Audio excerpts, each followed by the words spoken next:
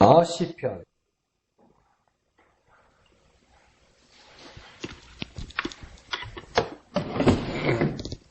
시편 4편 1절에서 8절까지 생명의 삶 11월 4일분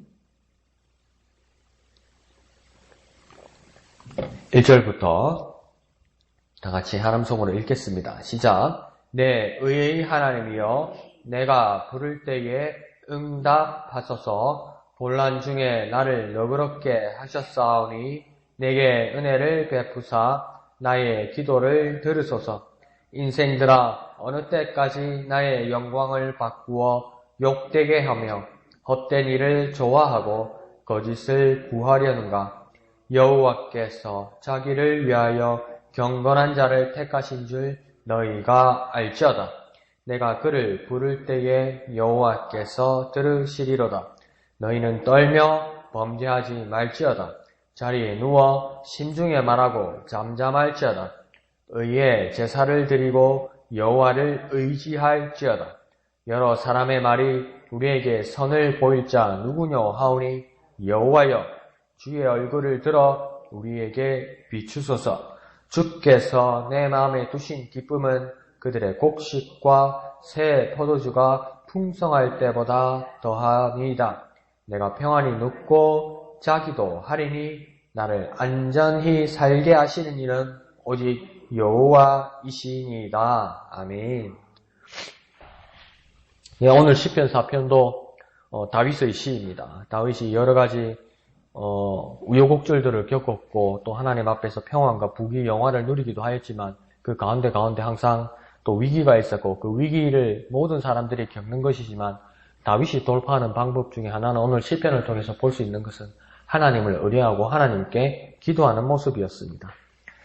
높은 자리에 있으면 많은 어려움들이 있지요. 크게 누리는 것만큼. 근데 다윗이 이렇게 하는 것을 보고 우리 삶 가운데서도 큰 교훈이 되고 우리도 주님을 의뢰하는 우리가 되었으면 좋겠습니다.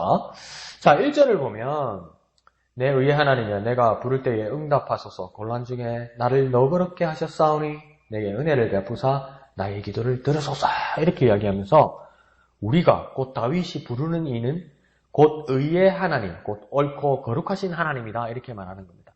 부르짖는 데가 있는데 힘들고 어렵고 괴롭고 아플 때 막 부르짖고 고함 지르기도 하지요. 근데 분명히 힘들고 어려울 때 다윗은 누구를 향하여 부르냐면 의의 하나님께 부른다. 곧 옳고 거룩하신 하나님이 있음을 그는 믿고 그에게 부른다고 이야기합니다. 그리고 그 하나님께 응답을 기대하는 것입니다.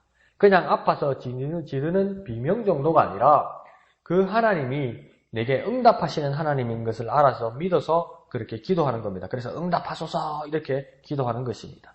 그리고 그 의로우신 하나님의 성품은 부르짖는 이에게 어떤 분이라고 하냐면 너그럽게 하셨사오니 이렇게 말씀하시는 것처럼 너그러우신 하나님이라고 말씀하는 것입니다. 이 너그러우신 하나님이란 것은 우리에게 큰 위로가 됩니다. 정말 높고 위엄 있고 권력 있으신 분에게 분명히 이 문제를 해결하실 수 있는 분이라서 도움을 구하지만 그렇게 높으신 분이라면 우리가 처한 문제에 대해서 무엇을 말씀드리면 나무라거나 문책하거나 그런 일이 있을 수도 있다는 거죠. 두려울 수도 있고 무서울 수도 있다는 거죠. 그런데 이 하나님은 그런 하나님이 아니라 너그러운 하나님이기 때문에 나무라거나 문책하기 전에 감싸고 위로하심이 먼저 있는 분이라는 겁니다. 먼저 이 문제를 해결해주고 도와주려고 먼저 다가오시는 하나님이기 때문에 그 하나님의 성품을 뭐라고 하냐면 너그러운 하나님이다.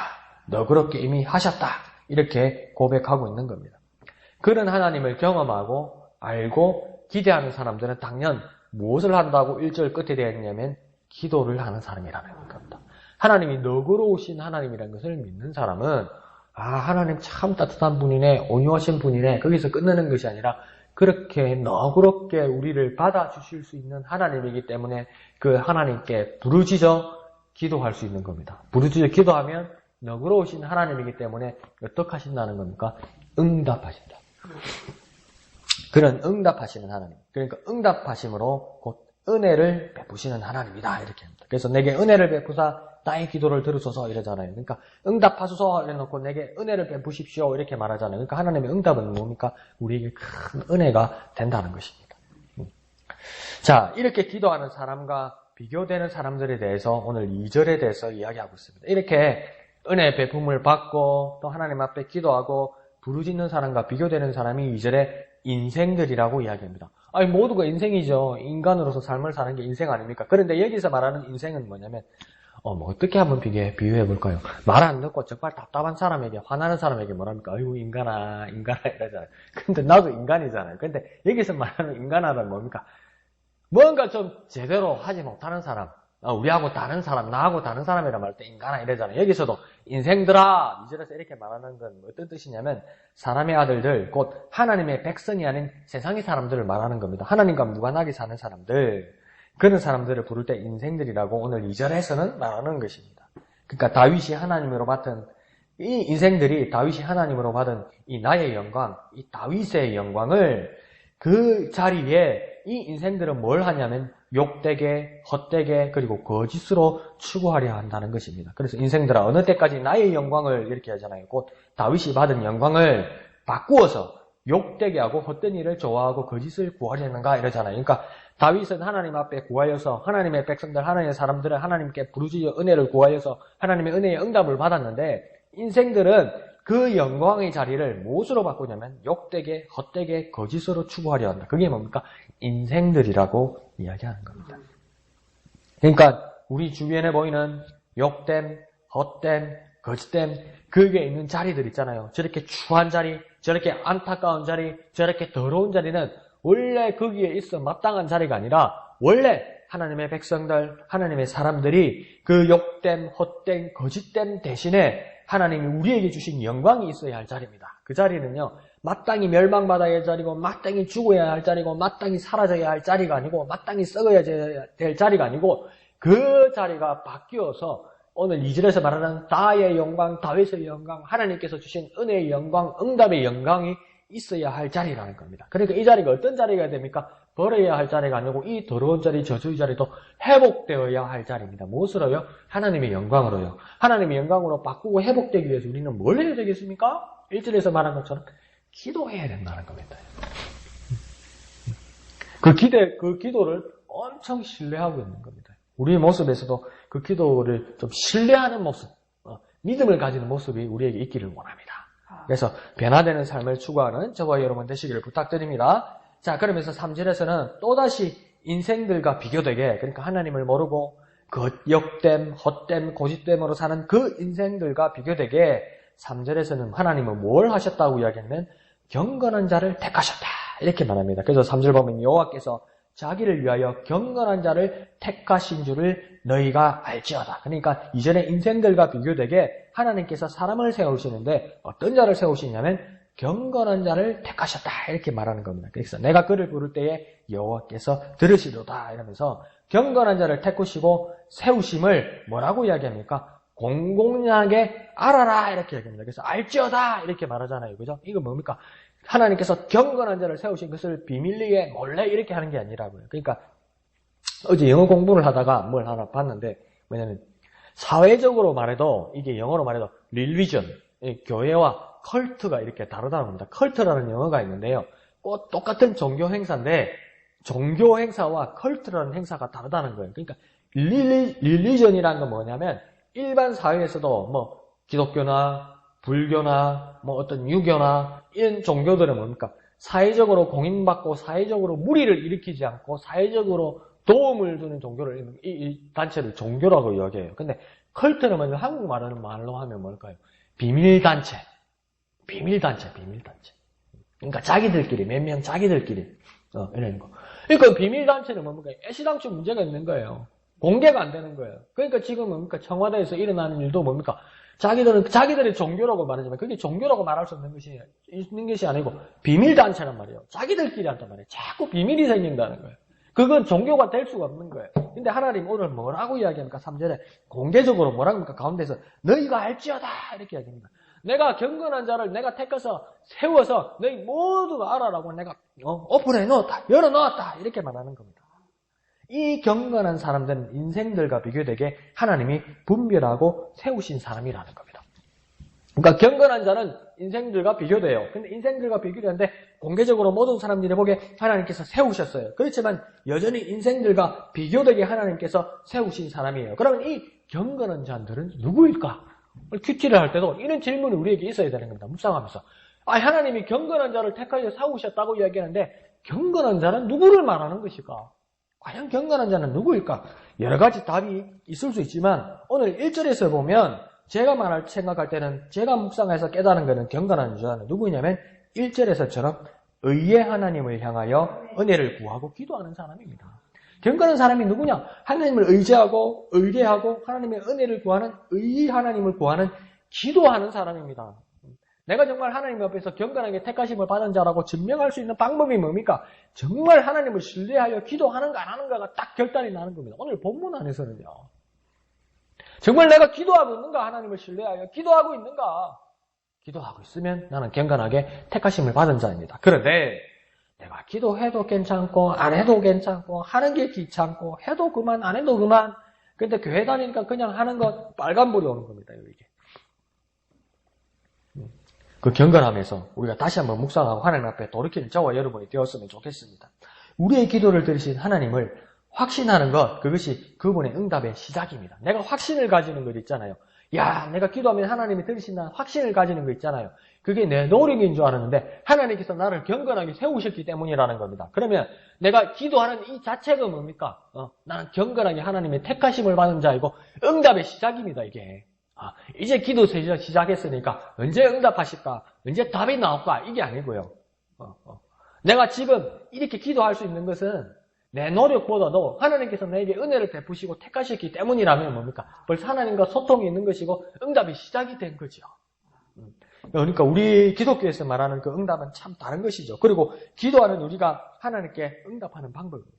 하나님께서 우리에게 응답하시는 것처럼 우리도 하나님의 부르심에 응답해야 되는 거예요. 왜요? 오늘 3절에서는 하나님이 택하셔서 나를 세우셨다고 말씀하셨잖아요. 경건한 자로. 그러면 뭡니까? 하나님의 세우심에 대해서 응답해야지요. 하나님의 세우심에 대해서 응답하는 방법이 뭡니까? 오늘 구체적으로는 기도하는 거라고요. 기도하는 거예요. 정말 기도하는 거라고요. 그러니까 아이고 내 삶이 기도입니다. 그 말도 다 거짓말입니다. 기도 신경 안 쓰는 사람입니다. 삶이 기도라고요. 너무 많이 써먹었어요. 너무 많이 써먹었어. 그런 거짓말을 너무 많이 써먹었어. 정말 기도해야 됩니다.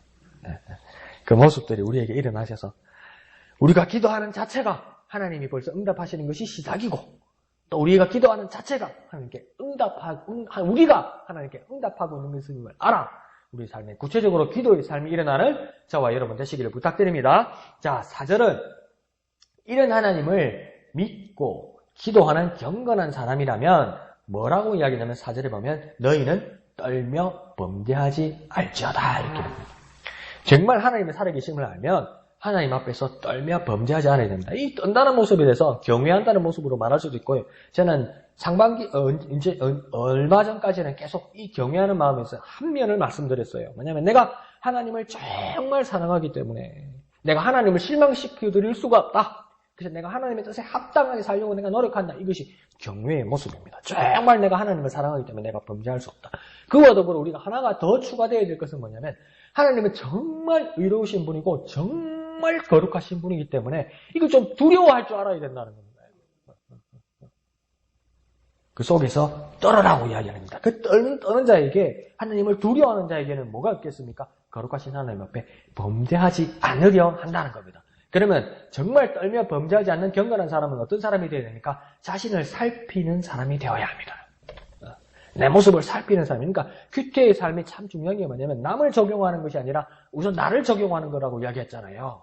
그러니까 뭡니까? 자신을 살피는 사람이 되어야 됩니다. 큐티를 통해서. 그 다음 또 4절에서 뭐라고 이야기하냐면 하반절에 보면 자리에 누워 심중에 말하고 잠잠할지어다 이렇게 이야기하잖아요. 함부로 말을 내뱉지 말라고 이야기하는 겁니다. 함부로. 그러니까 이건 뭐냐면 섣부른 판단하지 말라는 겁니다. 섣부른. 우측에 어떻게 그렇게 다 빠져나가는지 전국이 이렇게 어려워지니까 이 행정부가 잘 나갈 때는 그렇게 막 해바라기처럼 불나방처럼 거기다 다 갖다 붙더니 이제 막 뭐가 잘못됐다고 보니까 얼마나 돌아서는데 얼마나 비겁하게 돌아서는지 전부 다. 근데 그걸 그냥 또 내뱉습니다. 내뱉어요. 아예 막 서울의 큰 교회 목사들을 막 내뱉습니다. 작은 교회는 이거 뭐 잘난처럼 이렇게 말할 수 있는데 큰 교회라고 함부로 말하지 맙시다. 어느 목사들은 막 내뱉습니다. 그렇게 막 해바라기처럼 돌아다니 막 달아붙더니 이제 와서 막 욕하고 내뱉습니다. 막 어제 꿈을 꿨는데 보니까 막 귀신이 보이더라. 그거 다 거짓말 아닙니까? 그러니까 함부로 말한다는 거예요. 함부로. 내가 한번 여쭈어볼게요.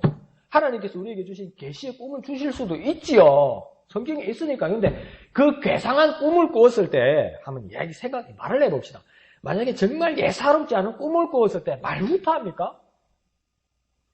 예사롭지 않은 괴상한 꿈을 꾸었으면 이 고민이 되고 기도를 해야 될 거 아니에요. 하나님 이게 무슨 뜻입니까? 이렇게 돼야 되는 거 아니에요?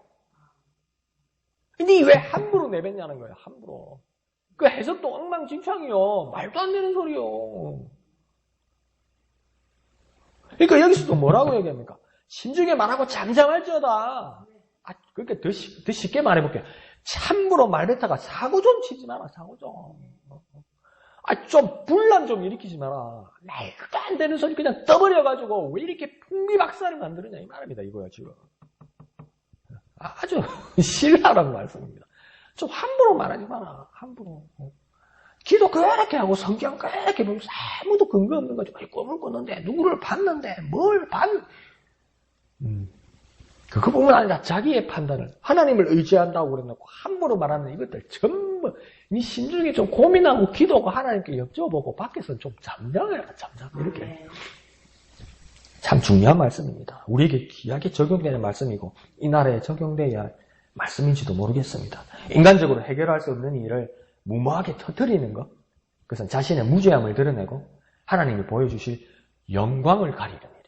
하나님이 하실 일을 영광을 가리는 일입니다. 그래서 사전의 말씀을 순종하여 살아가는 저와 여러분 되시기를 부탁드립니다. 자, 이 5절은 제안하고 건면하기를 무엇을 해야 되느냐? 그러면 첫 번째 뭐라냐면 의의 제사를 드리라 이렇게 얘기합니다. 그러니까 뭡니까? 우리가 하나님 앞에 경건한 모습으로 예배하라. 그러면 그냥 5절 말씀대로 한번 따라 봅시다. 의의 제사를 드리라고 하는데 의의 제사를 드리는 방법은 무엇입니까? 1절에서 분명하게 나옵니다. 의의 제사를 드리는 방법은 의의 하나님께 드리는 제사입니다. 왜요? 의가 나오니까. 그러니까 거룩하신 하나님께 예배하는 자가 뭡니까? 의의 제사를 드리는 자입니다. 정말 중요하죠. 예배하러 갈 때 머리도 빗고 세수도 하고 주일날 예배 나갈 때는 목욕도 하고 옷도 깨끗하게 빨아서 입고 이런 경건한 모습이 중요하죠. 그런데 이 경건한 모습에서 내가 깨끗하다. 오늘 비누 냄새 난다. 좋다. 이걸로 끝나는 것이 아니라 의의 제사는 그런 외적인 경건의 모습뿐만 아니라 누구를 향하고 있는가가 의의 제사의 당락을 결정짓는다는 겁니다. 오늘 분위기 좋네 이것뿐만 아니라 의의 제사는 누구에게 예배하는가가 당락을 결정짓는다는 겁니다. 의의 제사의 당락은 뭡니까? 의의 하나님께 하고 있냐는 거죠. 그 목적을 잃어서는 안 된다는 겁니다. 다시 말하면 거룩하신 하나님께 드리는 무엇을 말하겠습니까? 참 예배를 말하는 겁니다. 이 참 예배 가운데 들어와서 여호와를 의지하는 자, 참 의뢰하는 자가 되라고 5절에 이렇게 말씀하고 있습니다. 의의 제사를 드리고 여호와를 의지할지어다 이렇게 말씀하시잖아요.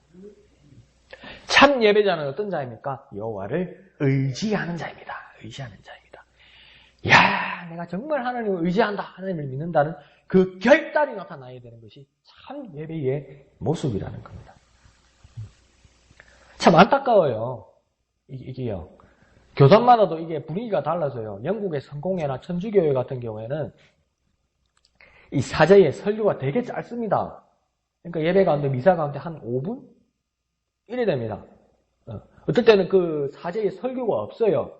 왜 그러냐면 거기서 제일 중요한 건 뭐냐면 그 사람들이 말하는 성찬식. 성찬식이 그래서 매주 하죠. 거기서는.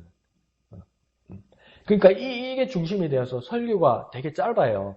그래서 근데 어떤 때는 거기도 특별한 행사가 있어서 성찬이 빠질 때가 있어요. 순서가. 그러면 그 사람들이 나오면서 하는 말이 뭐냐면 레스토랑 가서 밥 안 먹고 간 것 같다. 막 이런 말을 해요. 근데 우리 개신교 종교개혁 쪽에서는 제일 중요한 게 예배에서 중요한 걸 뭘로 따집니까? 설교로 따지죠. 그러니까 또 여기서 뭐가 문제가 되냐면 예배 시간을 설교만 맞춰서 오네. 그리고 예배 시작할 때 막 찬양하고 헌금하고 이런 것들은 뭡니까? 막 예사로 생각하네. 이거 다 문제예요, 이게. 설교만 듣고 나가는 사람도 있네?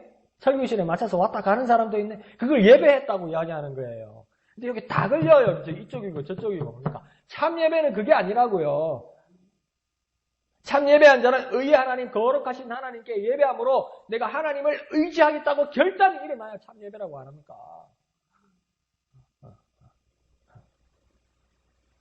참 예배 가운데 하나님의 거룩이 나타나고 그것으로 통해서 하나님을 의지하는 자가 되어야 한다는 것입니다.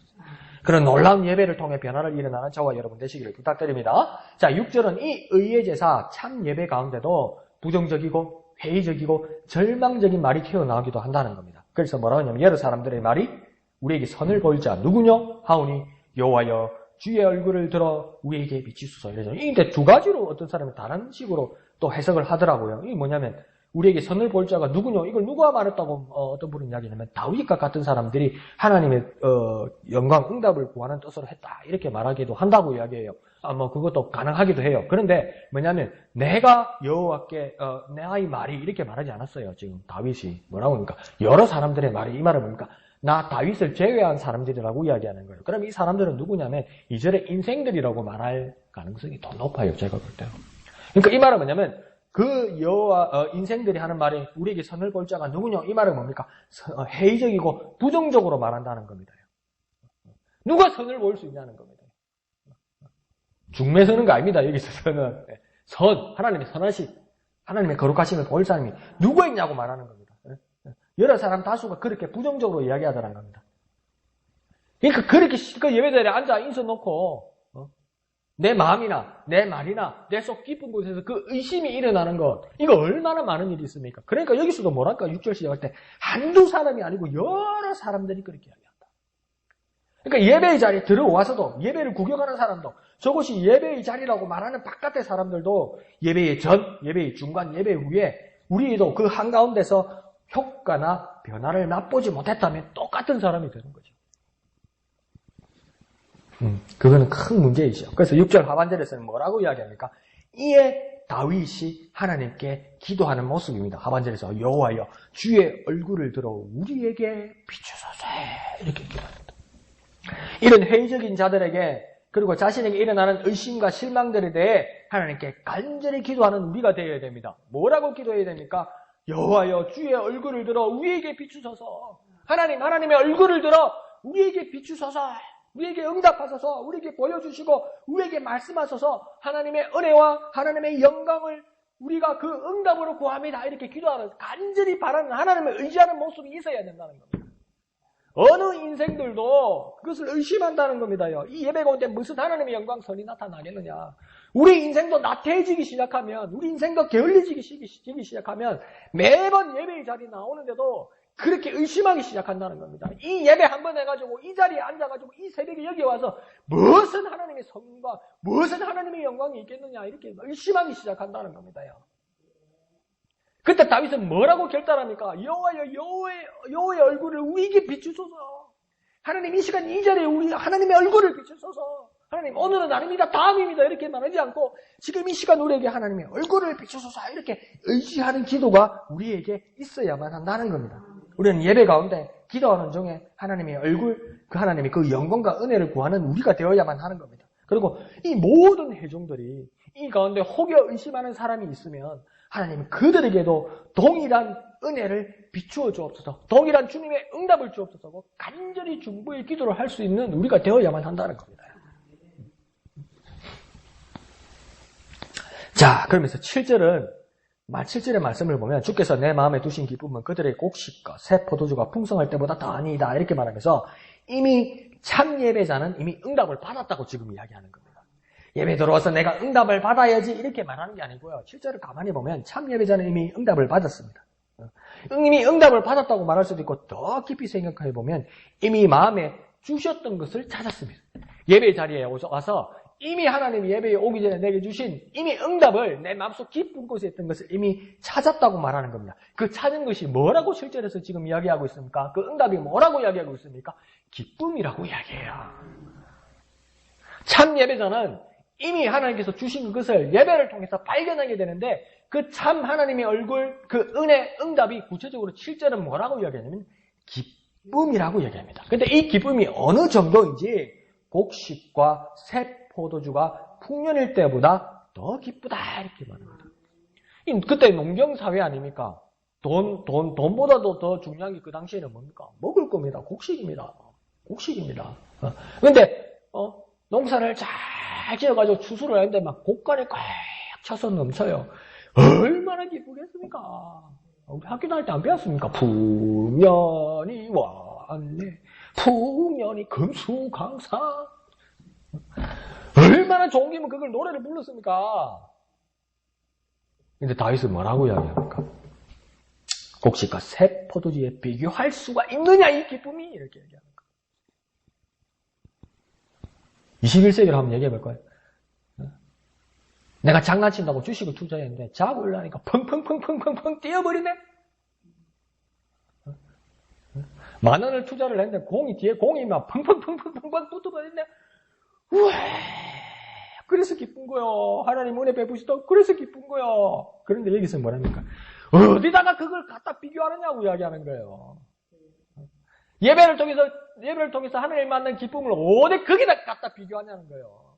비교할 수 없다 이렇게 얘기하는 거예요. 기쁨을 어디다 갖다 비교하는 거냐는 거 이야기하는 거죠. 우리는 하나님이 내게 곡식과 새 포도주와 돈다발을 물질을 주시면 그제야 내 마음의 기쁨을 느끼는데 우리 안 그렇습니까? 하나님 주신 거라고 그렇게 생각하지 않습니까? 그런데 시인 다윗은 오늘 기도자 다윗은 뭐라고 이야기하냐면 이 마음의 기쁨을 어디 곡식과 새 포도주와 돈다발에 비교할 수 있느냐고 이야기하는 거예요. 어디 감히 비교하냐고 이야기하는 거예요. 목사님 비교 안 됩니까? 예, 나 마음도 흔들리죠. 뭡니까? 다윗만큼 영성이 깊지 못하다는 겁니다. 그만큼 우리가 지금 뭡니까? 부패했다는 겁니다. 인정합시다. 그만큼 타락했다는 겁니다. 그 모습이 변화되는 저와 여러분 되시기를 부탁드립니다. 자, 그래서 8절은 뭐냐면 이렇게 평안하고 안전한 것은 무엇 덕분이라고 지금 이야기합니까? 여호와 신이다. 여호와 덕분이라고 8절은 이야기합니다. 내가 이렇게 평안하고 내게 이렇게 안전한 것은 여호와 덕분이다. 그런데 7절의 기조를 보면 8절을 두어 가지로 이해할 수 있습니다. 첫 번째는 뭐냐면 하나님이 전지전능하신 만큼 정말 강력하시기에 어떤 불안과 위험도 막아주시고 보호하시는 하나님이라는 뜻에서 내가 정말 하나님을 기뻐하고 모든 것이 여호와 덕분이다 이렇게 말할 수도 있습니다. 정말 전지전능하시고 강력하시고 너그러우시고 나를 보호하시는 은혜로우신 하나님이기 때문에 어떤 위협과 어떤 고난과 어떤 어려움에도 내게 평안과 안전을 베푸시는 하나님이기 때문에 오직 여호와시다 이렇게 말할 수 있습니다. 분명히 저와 여러분에게 이런 축복이 일어나기를 부탁드립니다. 그런데 7절의 기조를 보면 한 가지 더 생각할 수 있습니다. 나의 평안과 나의 안전이 사라질지라도 오직 하나님만이 그 누구와도 그 무엇과도 비교할 수 없는 정말 귀한 분이라는 고백입니다. 이게. 내게 있는 그 귀한 그 무엇이 사라질지라도 그게 개의치 않고 그게 관계없이 나에겐 정말 귀한 분이다. 정말 귀한 분이다. 배를 타고 오는데 배가 난파를 하면 배가 난파할 것 같으면 내게 있는 물건들을 막 버리는 거예요. 그러니까 내게 정말 귀한 것들을 다 버리는 거예요. 뭐가 귀하기 때문에 내게 있는 것을 다 버립니까? 내 목숨이 귀하니까. 그러니까 정말 위기와 어려움 가운데 있을 때 내게 중요하다고 생각하던 내 진보다리가 싹 다 살을지라도 내 몸뚱아리 하나 남는 것처럼 내게 있는 모든 것들 다 버릴지라도 하나님을 포기할 수 없다는 그 귀한 것, 그 하나 남는 것, 그것이 오직 여호와뿐이라고 믿음을 고백하는 것, 그 단계까지도 정말 올라가는 정말 깊은 영성을 가지는 저와 여러분 되시길 부탁드립니다. 오늘 이 말씀을 보면서 깊은 깨달음을 가졌지만 저 또한 큰 숙제가 일어났습니다. 다윗 같은 사람이 어떻게 이런 믿음의 고백을 할 수 있었고 이런 삶을 살 수 있었을까? 우리도 거기에서 접근하고 하나님 은혜를 구하고 하나님을 만나는 저와 여러분 되시기를 부탁드립니다. 이를 위해서 우리는 무엇이 필요합니까? 참 예배자가 되어야 됩니다. 참 예배 가운데서 참 기쁨을 발견해야 됩니다. 그러므로 기도하는 저와 여러분 되시기를 거룩하신 예수님의 이름으로 축원드립니다. 기도하겠습니다. 거룩하신 아버지 하나님 은혜를 감사드립니다. 우리에게 참 예배와 참 기쁨은 오직 하나님께 있음을 깨달아 하나님께로 돌아가는 우리가 되게 하여 주시옵소서. 우리에게 있는 그 무엇보다도 그 기쁨은 그 무엇보다도 비교할 수 없는 하나님이 주신 은혜임을 깨달아 그 하나님의 기쁨의 은혜를 구하는 우리가 되게 축복하여 주시옵소서. 모든 것을 감사드리며 거룩하신 예수님의 이름으로 간절히 기도하옵나이다. 아멘.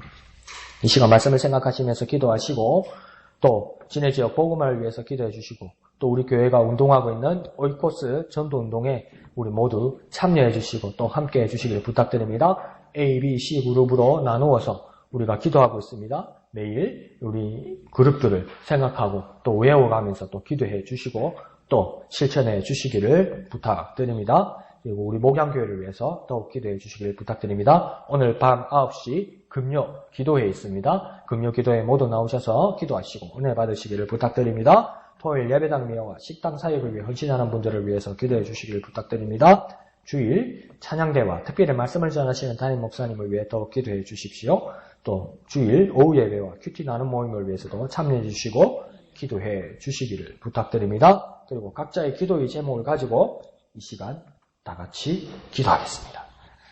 거룩하신 아버지 하나님 은혜를 감사합니다. 우리에게 참 예배와 참 기쁨이 오직 하나님께만 있음을 깨달아